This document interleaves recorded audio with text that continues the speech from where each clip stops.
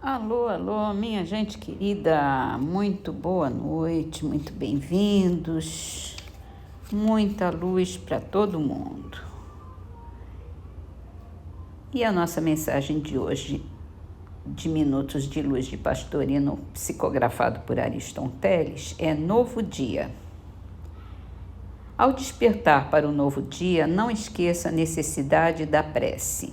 Você está se levantando para prosseguir na caminhada da evolução. Respire o ar puro do otimismo, guardando a certeza de que este dia será coroado de êxito espiritual. Que hoje tudo transcorra nas vibrações luminosas do Cristo. Confie em Deus, acredite em você mesmo, desperte a alma. Lá fora o sol brilha. Esse novo dia trará excelentes oportunidades para seu espírito. Não espere passivamente que as coisas melhorem. Trabalhe, dando o melhor de você mesmo. Então vamos lembrar disso amanhã de manhã. E para quem já está no dia, que tenha um ótimo dia, maravilhoso. Com êxito espiritual, com a alma desperta e com todas as oportunidades excelentes para o nosso espírito. Um novo dia nos espera. E assim vamos para o Livro dos Espíritos. Na última pergunta do item Recordação da vida corpórea, da existência corpórea. Pergunta Kardec assim: se o espírito já viveu na vida espiritual antes da sua encarnação, como pode se explicar o espanto que ele tem ao reingressar no mundo dos espíritos? Isso se dá só no primeiro momento, é efeito da perturbação que se segue ao despertar do espírito. Mais tarde, ele vai se inteirando da sua condição à medida que lhe volta a lembrança do passado e que a impressão da vida terrena vai se apagando.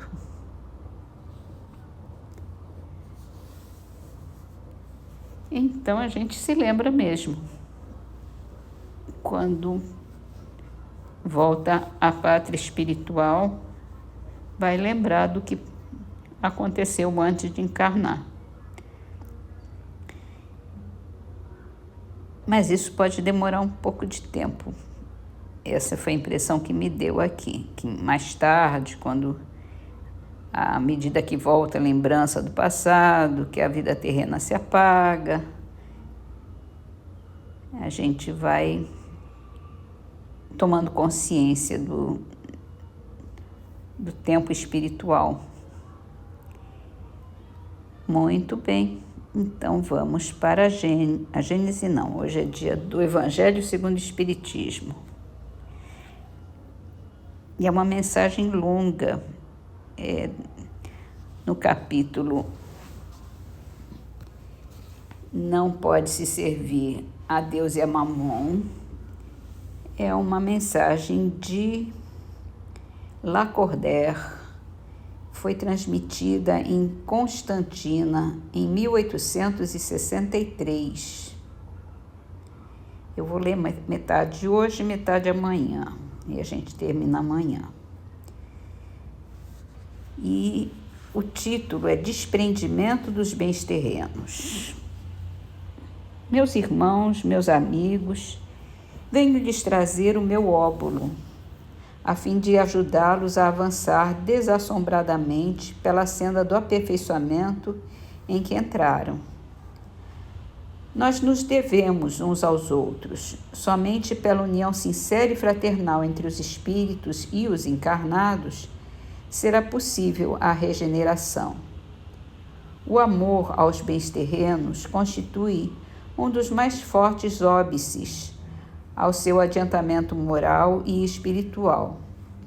Pelo apego à posse de tais bens, destroem as suas faculdades de amar por aplicá-las todas às coisas materiais. Sejam sinceros. A riqueza proporciona uma felicidade sem mescla? Quando tem os cofres cheios, não há sempre um vazio no seu coração?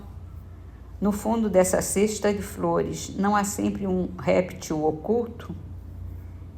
Compreendo a satisfação bem justa, aliás, que o homem experimenta, que por meio de trabalho honrado e assíduo ganhou uma fortuna.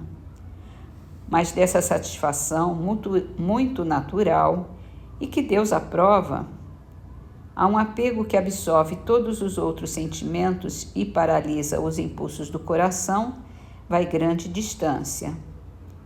Tão grande quanto a que separa da prodigalidade exagerada à avareza sórdida.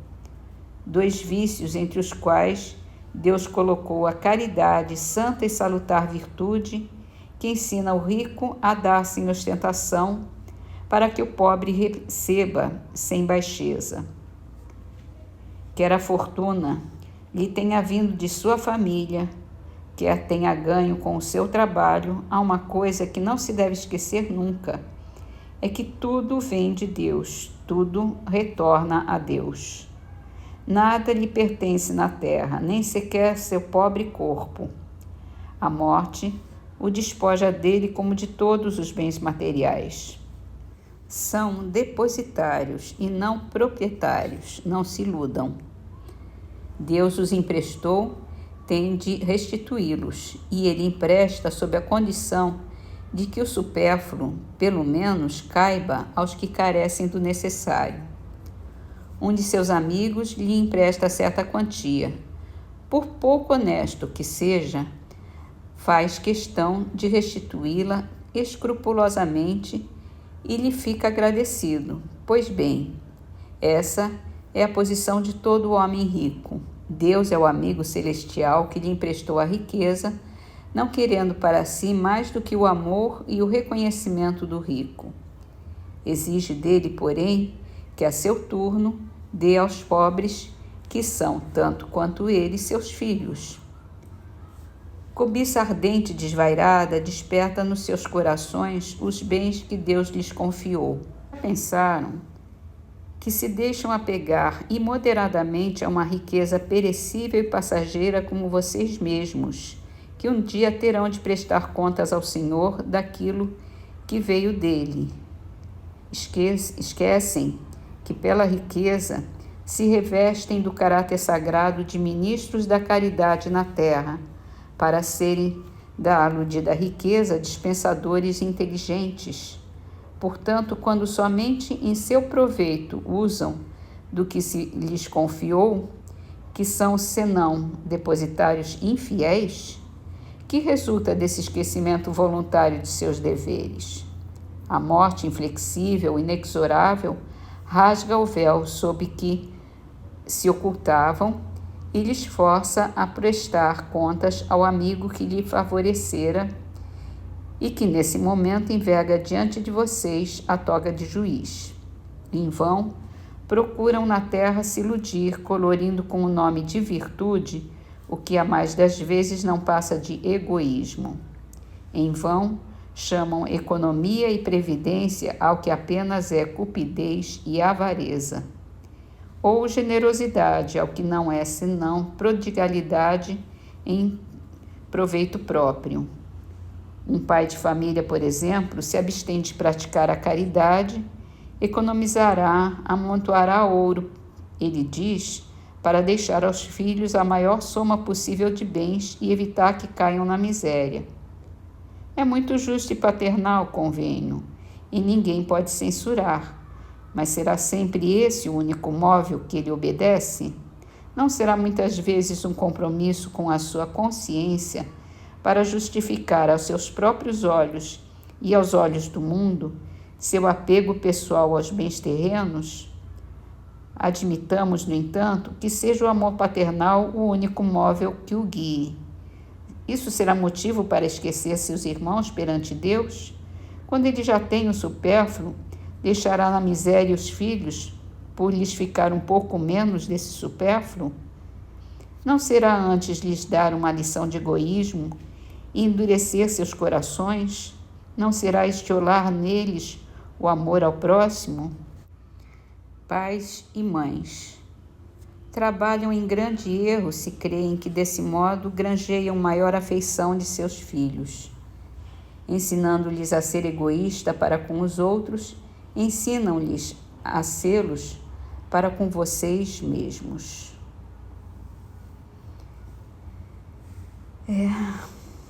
Vamos parar por aqui, amanhã a gente continua, mas é uma grande lição mesmo. A gente tem que ter muita consciência do que a gente faz com esses bens terrenos e esse apego que nasce do nosso egoísmo, nasce da nossa cobiça, da nossa avareza, nossa vaidade de querer ser mais que os outros, orgulho. São todos sentimentos bastante difíceis de superar, mas que nós temos que trabalhar muito a nossa personalidade, o nosso jeito de ser, nos tornarmos mesmo mais fraternos, mais bondosos, mais amorosos, porque quem tem amor não pensa só em si mesmo, não. E assim terminamos as nossas leituras com o livro Orvalho de Luz. E a trova de hoje chama-se Amor, é de Ulisses Bezerra, psicografado por Chico Xavier. Fala de amor, lembra a vida da fonte que se abandona. Amor é água escondida que nunca subiu à tona.